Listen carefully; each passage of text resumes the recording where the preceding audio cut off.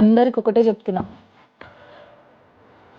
పెళ్లి చేసుకున్నాక హస్బెండ్ వదిలేసిన, లవ్ చేసుకొని నేను ఇంత లవ్ చేస్తే వాడు నన్ను వదిలిపెట్టిండు, నేను చచ్చిపోవాలి. ఇంకొకటి, ఫోన్ యాడ్ చేసి నీ ఫొటోస్ ఎవడో చేసి నీకు పంపించి బ్లాక్మెయిల్ చేసిన, ఇవన్నీ చచ్చిపోవడానికి కారణం కాదు. చచ్చిపోవాల్సిన అవసరం కూడా నీకు లేదు. జనాలు ఏమో అంటారంటే, జనాలు 2 నెలలు నీ గురించి మాట్లాడతారు, ఇంకో కొత్త టాపిక్ వస్తే కొత్త టాపిక్ వెళ్ళిపోతారు.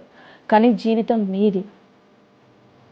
నీ కోసం ఎవడొచ్చి నేను లేపడు, నీకు నువ్వే లేవాలి. అది అమ్మాయి అయినా అబ్బాయి అయినా సరే.